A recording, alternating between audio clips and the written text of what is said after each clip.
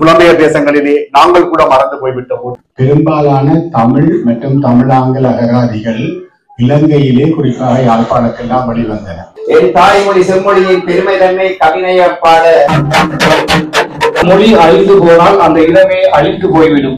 எனக்கு நாங்கள் அங்க மண்ணில பேசிய அந்த வார்த்தைகள் அதையெல்லாம் நாங்கள் மறந்துட்டோமோ தெரியல. ஈழத்தமிழர்களின் பேச்சு வழக்கு, ஈழத்தமிழர்களின் சொல்லாடல்கள், ஈழத்தமிழர்களின் வழக்காற்று மொழிகள், அதற்கென்று ஒரு தனித்துவம் இருக்கிறது. பல விடயங்களை நாங்கள் அழிய விட்டுவிட்டோம் அல்லது நாமே அழித்து விட்டோம். மண்ணாகி போகாது தமிழ் என்றும் மரமாய் நிலைத்து நிற்க உள்நோக்கி மொழிமடந்தை வியாபிக்கும் நிலை வேண்டும். மாடு சாணி போட்டா கூட சாணி என்று சொல்ல மாட்டேன், மாடு பொலி போடுறது. தமிழ் அகராதிகளுடைய வரலாற்றை கூடியிருந்து பேசி மகிழ்ந்த காலங்கள் அப்போது, கூடி இருக்காது கைபேசியோடு வாழும் காலங்கள் இப்போது. சாதாரண பொருட்களை கூட நெற்களத்திலே பாய்க்கும் போது அதுக்கு ஒரு வேற பேர் கொண்டு பாய்ப்போம். உதாரணத்துக்கு நாங்க சுலவன்னு சொல்ல மாட்டோம். அங்க போனா ஆதி சிவனோடு நேருக்கு நேர் நின்று வாதித்த நக்கீரனின் அரண் கொண்ட மொழி யாழ்ப்பாண தமிழ் அகராதி என்று சொல்லி அந்த அகராதி தொகுப்பின் ஊடாக ஒரு இனத்தின் இருப்புக்கும் ஒரு இனத்தின் சிறப்புக்கும் தேவையானது அதனுடைய வழக்காற்று மொழியும், அதனுடைய மொழிதான் உயிர் நாடி. தொடர்ச்சியாக யாழ்ப்பாணத்தினுடைய மானிப்பாய் அகராதிகள், யாழ் நூற்கழகம் வருகின்ற அகராதிகள் எல்லாம் பொருந்த அகராதிகள் வெளிவருகின்றது. வட்டார சொற்களும் வழக்கமான உரையாடலும் உண்டா? தமிழே உயிரே வணக்கம், தாய் பிள்ளை உறவம்மா உனக்கும் எனக்கும், தமிழே உயிரே வணக்கம். தொடர்ந்து மண்டபம் நோக்கி எங்களுடைய நூலாசிரியரை அவருடைய நண்பர்கள் புடைசூழ நாங்கள் அரங்கிற்கு அழைத்து வருவோம்.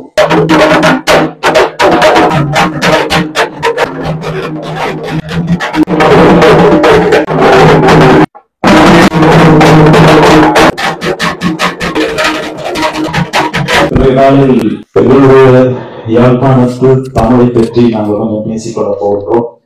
நிறைய விடயங்கள், சுவாரஸ்யமான விடயங்கள் இருக்கின்றது. அந்த தமிழை நாங்கள் ஆராய்ந்து கொண்டு போகின்றது. எங்களுடைய ஆசிரியர்களுடைய ஆரம்ப முதலாவது நூலை பார்க்கின்ற பொழுதே நிறைய விடயங்களை அதில் அறிந்து கொள்ளக்கூடிய இருந்தது. அந்த வகையில் தாயத்திலிருந்து இங்கே வரை தந்திருக்கின்ற ஆசிரியர் திரு நடராஜா ஸ்ரீரஞ்சன் அவர்களை நாம் தெரிவித்துக் கொள்வோம். அவருடைய இந்த பணியானது எங்களுடைய மண்ணுக்கு, எங்களுடைய அடுத்த தலைமுறைக்கு, எங்களுக்கு கூட மிக மிக ஒரு தேவையான ஒரு விடயமாக இருக்கின்றது. அந்த வகையில் அவருடைய பணி தொடர வேண்டும், தோல் தலைமுறைக்குள் வர வேண்டும் என்று அவரை நாங்கள் அனுபவம் பெற்றுக்கொண்டு சொத்து அளிக்க முடியாத சொத்து கல்வி. அது மாத்திரமல்ல, எங்களுடைய வரலாற்று நூல்கள், வரலாறுகள், சுவடிகள், ஏராளமான விடயங்கள். அந்த விடயங்களை தாங்கித்தான் இந்த நூல் என்று உங்கள் முன் அறிமுகமாகின்றது. உலகளாவிய கவனெல்லாம் இருக்கும் ஒரு தனிப்பெரும் சிறப்பு நாங்கள் 10,000 ஆண்டுகால வரலாறுகளை கொண்ட இனம் என்று சொன்னாலும், எங்களின் தமிழ், எங்களுடைய பேச்சு, அதுக்கு ஒரு தனித்துவம் இருப்பது அது நன்றாகவே எங்களுக்கு தெரியும். ஈழத்தமிழர்களின் பேச்சு வழக்கு, ஈழத்தமிழர்களின் சொல்லாடல்கள், ஈழத்தமிழர்களின் வழக்காற்று மொழிகள், அதற்கென்று ஒரு தனித்துவம் இருக்கிறது. அந்த தனித்துவம் சார்ந்து ஒரு பார்வையாளர், ஒரு எழுத்தாளராக ஆழமாக சிந்தித்து எங்களுடைய வழக்காற்று மொழிகளை, எங்களுடைய வழக்காற்று வரலாறுகளை, எங்களுடைய சுவடிகளை ஒரு நூலாக கொண்டு வர வேண்டும் என்ற நோக்கத்தோடு அடுத்த தலைமுறைக்கு அது சமகாலத்திலே எப்படி அது வெற்றி அளிக்கிறது என்பதற்கு அப்பால் அடுத்த தலைமுறைக்கு ஒரு சொத்தாக விட்டு செல்ல வேண்டும் என்ற நோக்கோடு படைக்கப்பட்ட இந்த நூல் மீண்டும் ஒரு முறை தொகுப்பாளர் நடராஜா ஸ்ரீரஞ்சன் அவர்களுக்கு நன்றியை தெரிவித்துக் கொண்டு, அவரையும் இந்த நிகழ்ச்சிக்கு வரவேற்றுக் கொண்டு முறை ஆற்றுவதற்காக நிச்சயங்களை நான் வரவேற்க அழைக்கின்றேன். இங்கு வந்திருக்கக்கூடிய அனைத்து நண்பர்களுக்கும், மிக சிறப்பாக இந்த நூலை தொகுத்திருக்கக்கூடிய நூலாசிரியர் அவர்களுக்கும் எனது வணக்கத்தை தெரிவித்துக் கொண்டு, தமிழ் அகராதிகளுடைய வரலாற்றை மிக சுருக்கமாக பார்க்கின்ற பொழுது 1500 காலப்பகுதிகளில் இருந்து இன்று வரை இந்த தமிழ் சமூகம் இருக்கும் வரை அதை தொடர்ந்து முன்னெடுக்கப்பட்டுக் கொண்டுதான் இருக்க போகின்றது. 1500 ஆண்டு காலம் முன்பு அகராதி என்பது சொல் வழக்கில் இருந்து நிகழ்வுகள் என்பதுதான் முதல் தொடர்கின்றார்கள். நிகழ்வுகள் என்பது ஒரு பாடலாக இருக்கின்ற போது அதை புரிந்து கொள்வது கொஞ்சம் கடினமாக இருக்கின்றது. பின்னர் வருகின்ற ஐரோப்பியர்கள், ஆங்கிலேயர்கள் அதை மொழிபெயர்த்து தமிழ் அகராதிகளாக, ஆங்கில அகராதிகளாக உருவாக்குகின்றார்கள். அந்த வகையில் 1700 காலப்பகுதியில் பின்னர் வந்த வீரமாமுனிவர் முதல் சதுர அகராதி என்பதை மொழிபெயர்க்கின்றார். அதுதான் ஏறக்கூடிய வந்த முதல் அகராதியாக இருக்கும். அதனால்தான் அவரை அகராதியுடைய தந்தை என அழைக்கப்படுகிறார். பின்னர் வந்த 1800 காலப்பகுதிகளில் தொடர்ச்சியாக யாழ்ப்பாணத்தினுடைய மானிப்பாய் அகராதிகள், யாழ் நூற்கழகம் வருகின்ற அகராதிகள் எல்லாம் பொருந்த அகராதிகள் வெளிவருகின்றது. பின்னர் 1900 காலப்பகுதிகளில் தான் சென்னை பல்கலைக்கழகத்துடைய அகராதி வெளிவருகின்றது. ஆனால் நாம் ஒன்றை உற்று நோக்க வேண்டும். இன்று தமிழகத்தில் இருந்து வரக்கூடிய அகராதிகளை நாம் பெரும் அகராதிகள் என்றும் பெரும் படைப்பாளர் என்றும் நாங்கள் கவனிக்கின்றோம். உண்மையில் 1800 காலப்பகுதிகளில் வந்த அகராதிகள் எல்லாம் யாழ்ப்பாண அகராதிகள் தான். அதன் தொடர்ச்சியாகத்தான் ஆசிரிய அகராதியை நாம் பார்க்க வேண்டும். ஏன் அகராதிகள் முக்கியம், ஏன் அகராதிகளுடைய அவசியம் என்றால், ஒரு மொழி வாழ்வதென்றால் அந்த மொழிக்கு வார்த்தைகள் முக்கியம். ஏனென்றால் மொழி அழிந்து போனால் அந்த இடமே அழிந்து போய்விடும். அந்த வகையில் மொழியுடைய வார்த்தைகள் நாம் பேச்சு வழக்கில் இருக்க வேண்டும். நூலாசிரியரை பற்றிய ஒரு சிறிய அறிமுகம். இது நடராஜாசிரியர் அவர்கள் தீபகம் உயர்முறையை சேர்ந்தவர். மேலரை பேட்டு நடராஜா வித்தியசாலை, யாழ்ப்பாணம் இந்து கல்லூரி, யாழ் பல்கலைக்கழகம், ஸ்ரீ ஜெயவர்த்தன பல்கலைக்கழகம் ஆகியவற்றில் தனது ஆரம்ப கல்வியையும் மேற்படிப்பையும் கற்று முடித்தவர். பின்னர் சுரேஷ்ட சுகப்பரிந்துரை பணிப்பாளராக பணியாற்றுவர். கொழும்பு பல்கலைக்கழகத்தில் முன்னை நாள் விரிவுரையாளரும் ஆவார். இவ்வளவு கல்வித்திறமை கொண்டு வருவதை நாங்கள் ஒரு கரகோஷம் கொடுக்கலாம். ஒரு மாற்றம் ஆசிரியர் வந்து கொஞ்சம் நிறைவேற்றுவார்கள். எல்லோரும் பார்க்க வருவதற்கு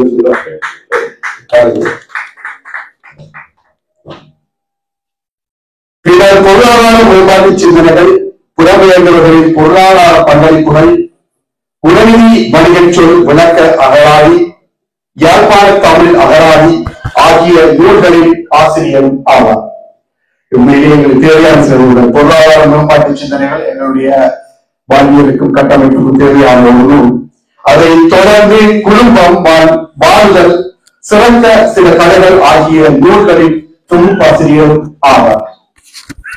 இவரது யாழ்ப்பாண தமிழ் அகராதி இலங்கை அரசின் சுய புலமைத்துவம் மற்றும் ஆய்வுசார் படைப்பிலக்கியம் என்னும் வகைப்பாட்டில் சாகித்ய மண்டல விருது பெற்றது. அத்துடன் தமிழ்நாடு அரசின் அகராதி, கலைக்களஞ்சியம், கலை சொல்லாக்கம், ஆட்சி தமிழ் என்னும் வகைப்பாட்டில் சிறந்த அகராதிக்கான விருதையும் இவருடைய நூல் பெற்றது என்பதை இங்கே சொல்லித் தருகிறது. உதவி சுங்க அத்தியட்சராக கொழும்பு பல்கலைக்கழகத்தின் விரிவுரையாக பணிபுரியும் திரு என் ஸ்ரீரஞ்சன் தனது கடமைகளுடன் கல்வித்துறையில், குறிப்பாக எழுத்துத்துறையில் ஈடுபாடு கொண்டிருப்பது பாராட்டத்தக்கது. இந்த கல்வி தகவல்களையும் தன்னுடைய எழுத்து புலமையையும் தகவத்தை கொண்டிருக்கும் ஆசிரியர் நடராஜா ஸ்ரீரஞ்சன் அவர்களை எங்களுடைய சமூகம் உண்மையிலேயே பாராட்ட வேண்டும். இந்த நிகழ்வுக்கு வந்திருப்பது எங்களுக்கு பெருமை. அவருடைய நூலை அறிமுகம் செய்வதும் எங்களுக்கு பெருமை.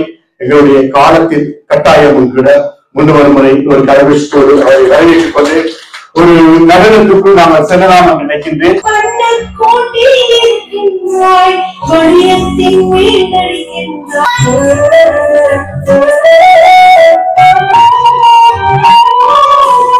எனக்கு இந்த பரதநாட்டிய கலைஞர்கள் ஒரு சரியான ஒரு ஆர்வம் உண்டு. அவர்களை எங்கேயும் நான் முறையில பாராட்டுவார்கள். ஏனென்றால் நாங்கள் 10 நிமிஷம் பார்த்து விட்டு செல்கின்றோம். ஆனால் 5 நாட்களாக இதற்கான பயிற்சியை நாங்கள் தான் என்னுடைய வழியை சொல்ல வேண்டும். எங்களுடைய வார்த்தைகளை நாங்கள் தான் தேர்ந்தெடுக்க வேண்டும். ஒரு சொல் வெல்லும், ஒரு சொல் கொல்லும் என்றால் கொல்லும் எதிரே கொல்லும் வார்த்தை என்ன என்று நாங்கள் தேர்ந்தெடுத்து எங்கே சொல்ல வேண்டுமோ அங்கேதான் சொல்ல வேண்டும். மூடிய அரங்குக்குள் எங்களுக்குள்ளே தமிழால் தமிழர்களுக்கு என்று இல்லாமல் அனைத்துலக தளத்திலே நாங்கள் கொண்டு போய் சேர்க்க வேண்டும்.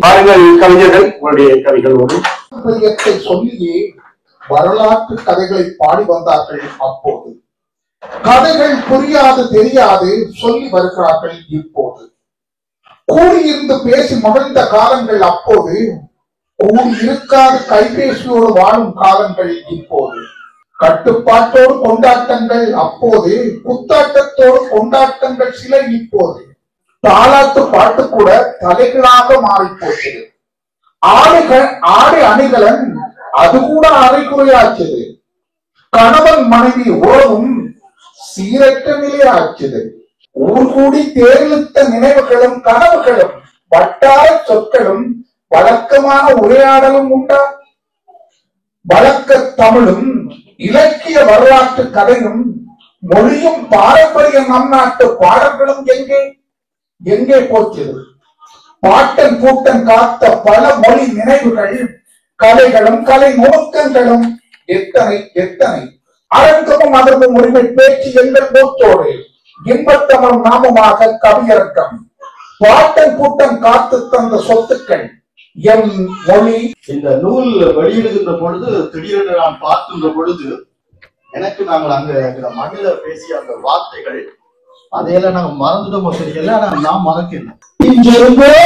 இங்கிருந்தோ என்று இஞ்சி இடுத்தலையில் கூப்பிட்டால் உசுரே உசார் ஊடுதடி. கவிக்குள் செல்ல முன்னர் செம்மொழி என்றால் என்ன? தொன்மை, முன்மை, நுண்மை, திண்மை, எண்மை, ஒன்மை, இனிமை, தனிமை, இளமை, வளமை, தாய்மை, தூய்மை, மும்மை, செம்மை, இயன்மை, வியன்மை, இவ்வாறு 16 தகுதிகளை கொண்டதே செம்மொழி. அதுவே நம் தமிழ் தாய்மொழி. தாண்டு குழந்தையுங்கள் ஆண்ட பரம்பரையின் அடையாளம் தோன்றி தொன்மை குழந்த வைக்க இந்நூல்கள் அவசியம். மண்ணாகி போகாது தமிழ், மண்ணாகி போகாது தமிழ் என்றும் மரமாய் நிலைத்து நிற்க விண்ணோக்கி மணிமடந்தை வியாபிக்கும் நிலை வேண்டும்.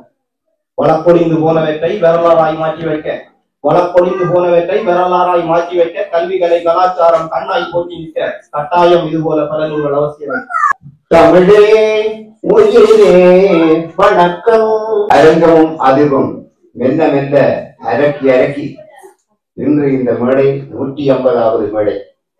எனது மதிப்புக்கும் மரியாதைக்கும் உரிய கவிஞர் கணேசன் அவர்கள் சாதாரணமான விடயம் அல்ல.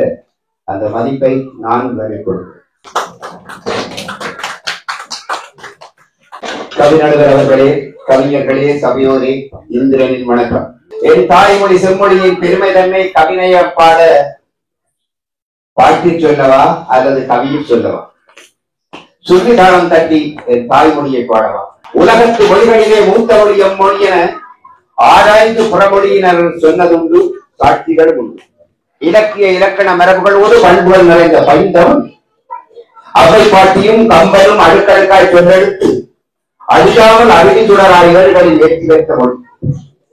திருவள்ளுவரின் திருக்குறளே உலகின் பொதுமொழி, அது உலக பொதுமொழி. தாய்மொழி தமிழ் மொழியின் சிறப்பினை இன்னும் சொல்லவா? ஆதி சிவனோடு நேருக்கு நேர் நின்று வாதிட்ட நக்கீரனின் அரண்கொண்ட மொழியில் நெற்றிக்கண் திறத்தையும் குத்தன் குத்தமே என்று பின்னோடு நின்ற நக்கீரனின் வாய்மொழி தமிழ். மாம்பழம் வேண்டிய கோபத்தால் மயிலேறி போன முருகனின் கோபத்தை தணித்த அவை அழகு தமிழ். எம்மொழி காக்கவே அரசர்கள் சங்கம் அமைத்து கூடி நின்று தமிழ் காத்த ஓரினம். அரச சபையிலே புலவர்கள் தமிழ் காத்த. வாருங்கள், உட்காருங்கள், எல்லை போல சாப்பிடுங்கள், இங்கிருந்தோ அந்த வார்த்தைகள் தேர்ந்தெடுந்தது. உலகையே மொழிக்காக தாய் தமிழ் கோயில் காரைக்குடியிலே அமைந்தது பெருமை. இன்றோ இனமும் அவதியாச்சு, தமிழிலே புறமொழியும் கலந்து போச்சு. மொழி பெற்றுக் கொண்டவர்கள் தாய்மொழியை காத்திடுவார்.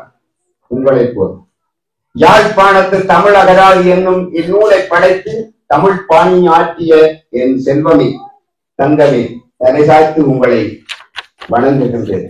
நடராஜா ஸ்ரீரஞ்சன் ஐயாவே, உங்கள் கரங்களை தலை சாய்த்து முத்தமிடுகிறேன். தேடி தேடி ஏடுகள் புரட்டி கடித்த நீர்போல் சொல்லெடுத்து எம் சந்ததிக்கு நூலாக்கி தந்தேன். உங்களை வாழ்த்தி வணங்குகின்றேன். தெரிந்ததை எழுதினேன், தெரியாததை உங்கள் நூலை படிக்கிறேன், அப்பொழுது மீண்டும் எழுதுகிறேன். புலம்பெயர் தேசங்களிலே நாங்கள் கூட மறந்து போய்விட்டோம். ஒரு தலைமுறைகளாண்டி நாங்கள் மறந்து போய்விட்டோம். ஒரு இனத்தின் இருப்புக்கும் ஒரு இனத்தின் சிறப்புக்கும் தேவையானது அதனுடைய வழக்காற்று மொழியும் அதனுடைய மொழிதான் உயிர் நாடி. அதை ஆவணப்படுத்தி இருக்கும் ஆசிரியர் நிறைய விஷயங்களை இங்கே பேச இருக்கிறார். நாங்கள் செவிமடுத்து ஒரு கரகோஷத்தோடு கேட்போம். வந்திருக்கும் உங்கள் ஒவ்வொருவருக்கும் எனது அன்பான வணக்கம். இந்த நமது வழக்காறுகளை சுவடிப்படுத்தலின் அவசியம் என்ற ஒரு பொருளிலே ஒரு உரையாற்ற இருக்கிறேன். இந்த சுவடிப்படுத்தல் என்ற சொல் உங்கள் சிலருக்கு இதாக இருக்கிறதோ தெரியவில்லை. இந்த ஆவணப்படுத்தல் என்ற ஒரு சொல்லைத்தான் நாங்கள் சுவடிப்படுத்தல் என்று குறிக்கிறோம். இந்த ஆவணப்படுத்தல் என்பது எங்களுக்கு அந்த சரியான சுத்த தமிழ் சொல் அல்ல, பொருத்தமான சொல் அல்ல என்று சில அறிஞர்கள் அதை எனக்கு எடுத்து கூறி சுவடிப்படுத்தல் என்ற சொல்லை பயன்படுத்துவது நல்லம் என்று சொன்னார்கள். ஆவணம் என்பதற்கு கடைத்தெரு என்று ஒரு பொருள் இருக்கின்றது. பசார் என்று சொல்லியும் நீங்கள் சில அகராதிகளில் காணலாம். அந்த வகையிலே இந்த சுவடிப்படுத்தலின் அவசியம், அதன் முக்கியத்துவம் என்ற பொருளிலே உங்களுடன் சில கருத்துக்களை பரிமாறலாம் என்று நினைக்கிறேன். குறிப்பாக இந்த என்னுடைய இந்த உரை வந்து இந்த நான் அதாவது யாழ்ப்பாண தமிழ் அகராதி என்று சொல்லி அந்த அகராதி தொகுப்பின் ஊடாக எனக்கு ஏற்பட்ட அது தொடர்பில் என்னுடைய அந்த சுவடிப்படுத்தல் அனுபவங்களை அதுவும் அதை போன்று எவ்வாறான விடயங்களை நாங்கள் சுவடிப்படுத்த வேண்டும் என்பதுவாக எனது உரை அமையும். நாங்கள் எல்லோரும் இலவச கல்வியில் படித்தவர்கள். அப்ப அந்த இலவச கல்வி என்பது மக்களின் பணம், அதிலும் குறிப்பாக ஏழை மக்களின் பணம். அந்த வகையிலே இந்த சமுதாயத்திற்கு நாங்கள் ஏதோ ஒரு வகையிலே அந்த நாங்கள் பெற்ற கல்வியை அந்த சமுதாய மேம்பாட்டிற்கு அல்லது ஏதோ ஒரு வகையில் எங்களது சமூகம் சார்ந்த செயற்பாடுகளுக்கு நாங்கள் காசாக இல்லாவிட்டாலும் வேறு வகையிலே நாங்கள் கற்ற அறிவால் அந்த சமுதாய மேம்பாட்டிற்கு வழிவகுப்பது அல்லது உதவுவது என்பது எங்களது கடமை என்பது நாங்கள் படித்தவர்கள் எல்லோரும் கருத்தில் கொள்ள வேண்டிய ஒரு முக்கிய விஷயம். அந்த வகையிலே நான் இந்த அகராதியை பற்றி உங்களுக்கு ஒரு சின்ன ஒரு அறிமுகத்தை சொல்லுகிறேன்.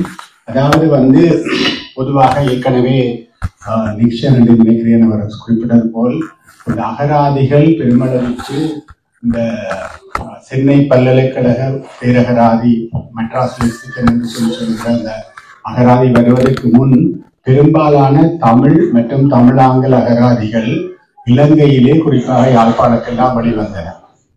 அதற்கு பிறகு அதாவது இந்த மெட்ராஸ் லெக்சிகனுக்கு பிற்பட்ட காலத்திலே தான் வந்து இந்த அகராதி முயற்சிகள் இலங்கையிலிருந்து கூடுதலாக தமிழ்நாட்டிலே இடம்பெறுவதாக இருந்தன. அந்த வகையிலே ஒரு நீண்ட அகராதியை உருவாக்கும் பாரம்பரியத்தை அல்லது வரலாற்றை கொண்ட நாங்கள் அந்த நீண்ட காலமாக வந்து இந்த அகராதி ஆக்கலிலே இல்லாமல் அதாவது இடம்பெறாமல் கிட்டத்தட்ட நான் நினைக்கிறேன் 1925-30க்கு பிறகு மிக அண்மை காலம் வரைக்கும் வந்து எங்கள் நாட்டிலே அகராதிகள் குறிப்பிடத்தக்க அளவுக்கு வெளிவரவில்லை. அதிலேயும் வந்து அந்த நான் குறிப்பிட்ட அதை பற்றி நாங்கள் பொது அகராதி என்று சொல்லுவோம். இவற்றை வந்து நாங்கள் வட்டார வழக்கு அகராதிகள் என்று சொல்லுவோம். ஒரு உதாரணத்தை நீங்க பார்த்தீங்கன்னு சொல்லி சொன்னால் எங்கள் நாட்டிலே எங்கள் தமிழை பொறுத்த மட்டும் வந்து யாழ்ப்பாண தமிழ், மட்டக்களப்பு தமிழ், மலையக தமிழ், சிலாபம் நீர்கொழும்பு தமிழ், முஸ்லிம் தமிழ் என்பது முக்கியமாக 5 மொழிகள் இருக்கின்றன. இவற்றை தவிர நாங்கள் வன்னி தமிழ், தோணமலை தமிழ் என்று சொல்லி நாங்கள் இந்த வழக்காறுகளை சொல்லிக் கொண்டு போகலாம். அந்த வகையில நாங்கள் எங்கள் வரலாற்றை எடுத்து பார்த்தால் இலங்கையில அதாவது இந்த வட்டார மொழிக்கு முதலில் அகராதி எழுதியவர் வந்து கி. ராஜநாராயணன்.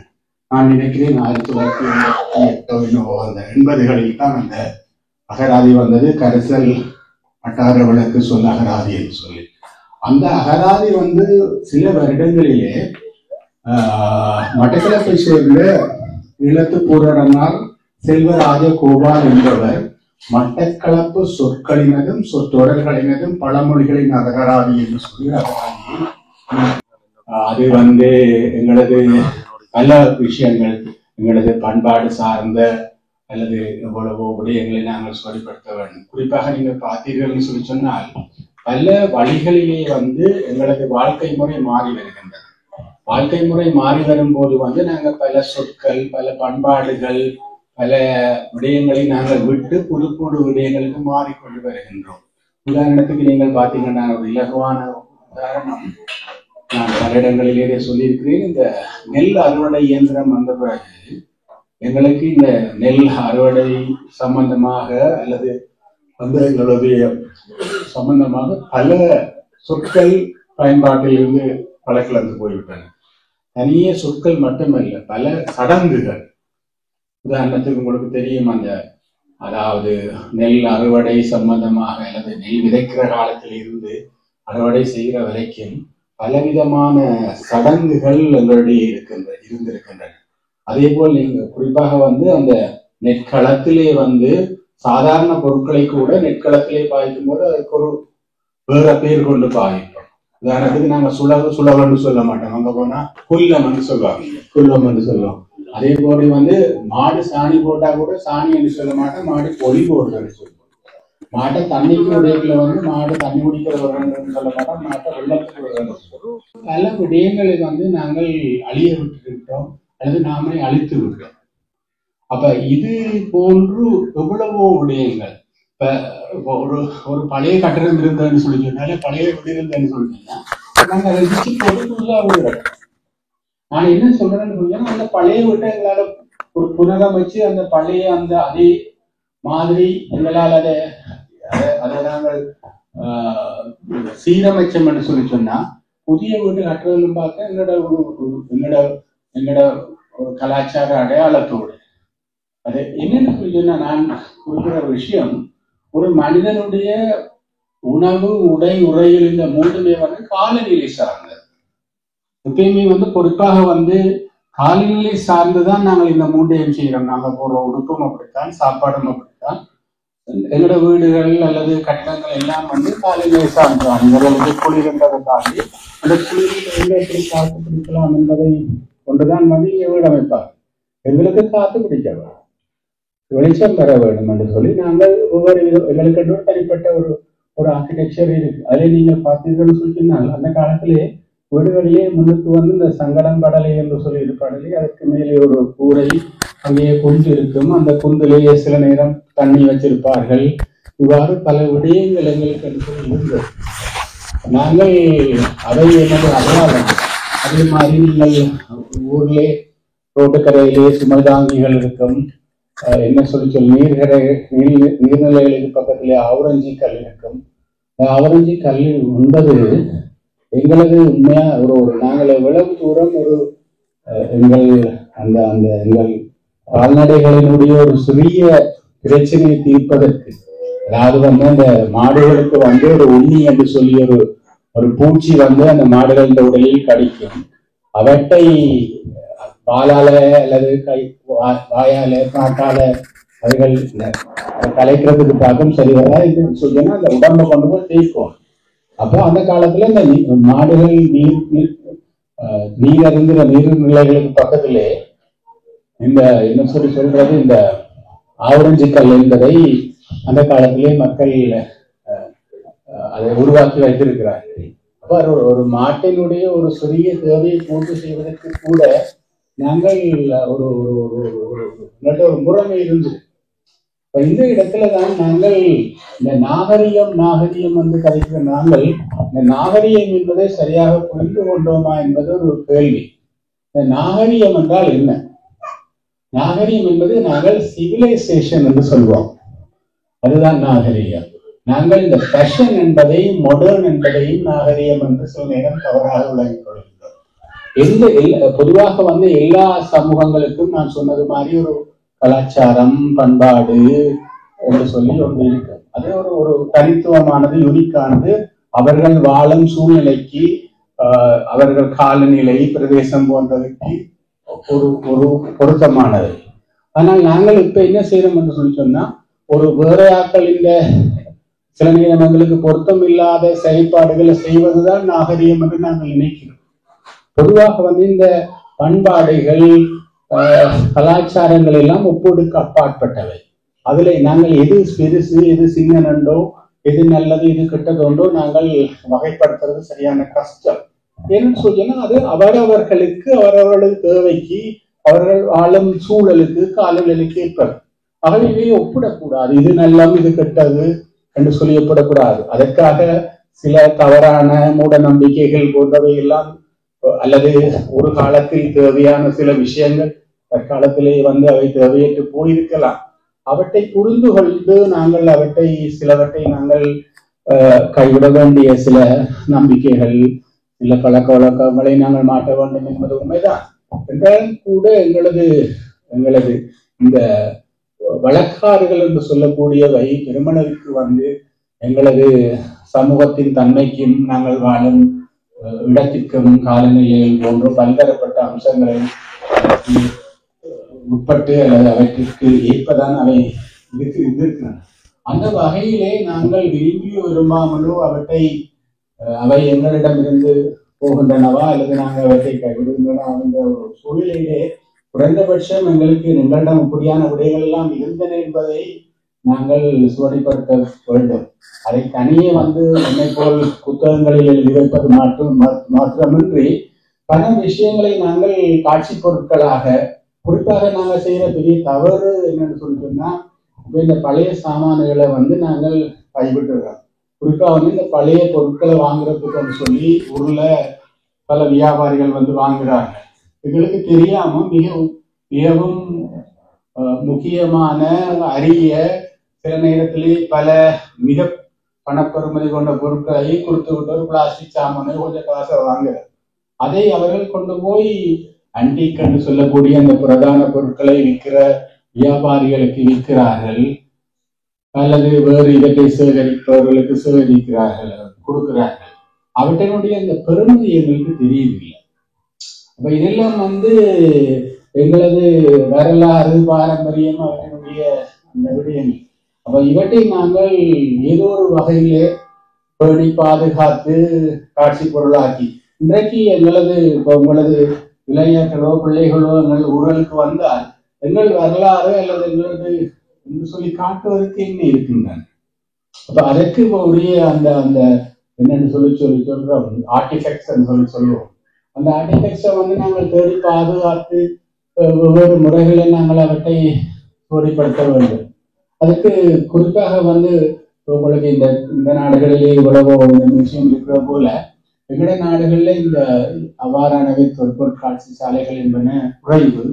அவற்றை நாங்கள் ஏற்படுத்தலாம். இது சம்பந்தமாக நான் எங்கள் ஊர்களிலே கதைத்த போது எங்கள் பிரதேச நூலகங்கள் தனிய நூல்களை சேகரிப்பது மட்டுமல்லாமல் இவ்வாறான விடயங்களை அதாவது பொருட்களை கூட அல்லது எங்களது பழைய தனிய நூல்கள் மட்டுமில்லை. உதாரணத்துக்கு அந்த காலத்துல ஒரு கல்யாண வீட்டுக்கு கிடைச்ச அழைப்புகள் இருந்தா கூட நாங்களும் ஒரு ஆவணமா பாதுகாக்கலாம். அன்றைக்கு பார்த்தன் எத்தனையோ ஆண்டு மெனோரா தியேட்டர்ல அந்த பட டிக்கெட் கூட ஒரு ஆள் போட்டிருக்கேன்.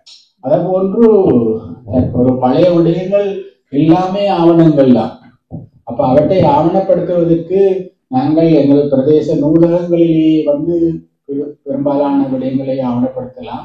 இல்லாட்டிக்கு பிரதேசங்களில் நான் நினைக்கிறேன் சில மியூசியம் போன்றவற்றை உருவாக்கி ஆவணப்படுத்தலாம். இல்லாட்டி தனிப்பட்ட சிலர் இந்த இவ்வாறான ஆவணப்படுத்தலோ சுவடிப்படுத்தல்களை செய்கிறார்கள். அந்த வகையிலே நாங்கள் இவற்றிற்கு கட்டாயம் முன்னுரிமை கொடுக்க வேண்டும். அப்ப அது ஒரு ஈவன் உங்களுக்கு தெரியும், எங்களுக்கு வாய்மொழி கதைகள் இருக்கின்றன அல்லது பழைய நாடகங்கள் இருக்கின்றன, பழைய சில விளையாட்டுகள் இருக்கின்றன. பழைய விளையாட்டுகள் இப்ப இல்லை. அதிலே குறிப்பாக நீங்கள் சொல்லி சொன்னால் எங்களோட பழைய காலத்தில் இருந்த பல விளையாட்டுகள் எங்கள் உடல் உள்ள ஆரோக்கியத்திற்கு மிக சிறந்தவை. குறிப்பாக கெந்திக்கோடு தொடக்கம் வேற பல விளையாட்டு சொல்வார்கள். அவர்கள் அது எங்களது என்னன்னு சொல்றது ஒரு வளர்ச்சிக்கு மிக முக்கியமானவை என்று சொல்லி ஒரு பல்தரப்பட்ட விடயங்கள் எங்களிடம் இருக்கின்றன. நாங்கள் அவற்றை அழிந்து போக விட்டு கொண்டிருக்கிறோம். அந்த வகையிலே இவ்வாறான விடயங்களை சுவடிப்படுத்துவதற்கு ஒரு முறையான முயற்சிகள் எடுக்க வேண்டும் கிராமங்கள் தோறும் என்பது எனது ஒரு வேண்டுகோள். அதற்கு புலம்பெயர்ந்தவராகிய உங்களது பங்களிப்புகள் பெருமளவுக்கு இருக்க வேண்டும். அதோடு முக்கியமாக நான் இந்த புலம்பெயர்ந்தவர்களின் பொருளாதார பங்களிப்புகள் என்ற ஒரு புத்தகத்தை நீண்ட காலத்துக்கு முதல் எழுதியிருக்கிறேன். அது 2002-3 வருடங்களில் தினக்குரல் பத்திரிகையில் தொடர்ச்சியாக வந்து அதிலிருந்து அதை நான் தொகுத்து புத்தகமாக வெளியிட்டேன். அதிலே நான் குறிப்பிட்ட முக்கியமான விஷயம் என்னன்னு சொன்னால், இன்றைக்கு நாங்கள் இந்த புலம்பெயர்ந்தவர்களுக்கும் எங்கள் மக்களுக்கும் இடையே இந்த பொருளாதார பங்களிப்புகள் அல்லது பொருளாதார பொருட்கள் வாங்கல்கள் அல்லது பொருளாதார என்னன்னு சொல்றது வளங்கல்கள் இருக்கிற அளவுக்கு அறிவு பரிமாற்றம் இல்லை.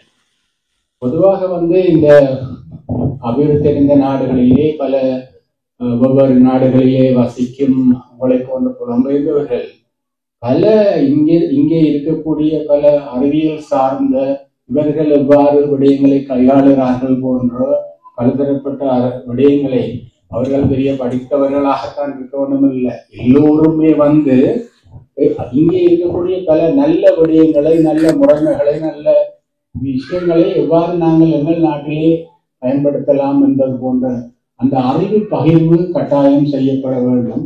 ஆனால் அவ்வாறு செய்யப்படுவதாக குறிப்பிட்ட செய்யப்படுவதாக இல்லை.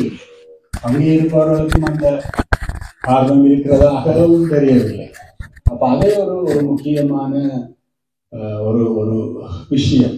இந்த வகையிலே நாங்கள் எங்களது பாரம்பரிய விடயங்களையும் எங்களது வரலாறு சார்ந்த விடயங்களையும் இவ்வாறான செயற்பாடுகள் மூலம் பேணி பாதுகாத்து கொண்டு இந்த புதிய விடயங்களையும் சரியான முறையில் எங்களது சில அடிப்படை எங்களது தன்மைகளை, எங்களது தேவைகளை, எங்களுக்கு முரணானவற்றை தவிர்த்து பொருத்தமானவற்றை நாங்கள் கைக்கொண்டு செயற்படுவது என்பது எங்களுக்கு ஒரு முக்கியமான விஷயம். அதை நாங்கள் குறிப்பாக வந்து இந்த காலகட்டங்களில் செய்ய வேண்டும்.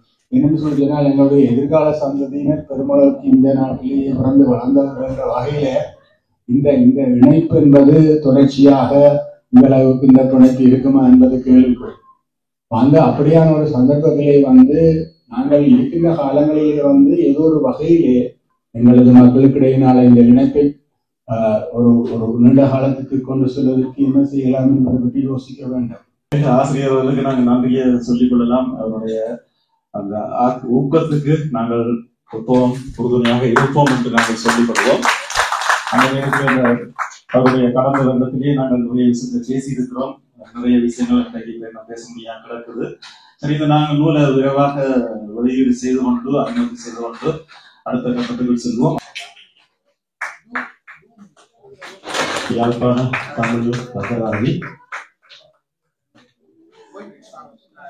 நூலாசிரியர் ஏற்கனவே கலைத்தது. நீங்கள் தொடர்ந்து 2வது பிரதியை பெற்றுக் கொள்வதற்கு வருகை தந்திருக்கின்றார். இவரும் ஒரு பாடல் ஆசிரியராகத்தான் எங்கள் மத்தியில் இருக்கின்றார். பாடல் ஆசிரியர் மட்டும் ஒரு விமர்சராக இருக்கின்றார். பல சிறுகதைகள் எழுதியிருக்கின்றார். எங்கள் அன்புக்குரிய மாணி நாகேஷ் அவர்கள் மாணி நாகேஷ் அவர்கள் இதுவரை எங்களோடு ஒத்துழைத்த அனைவருக்கும் நன்றி.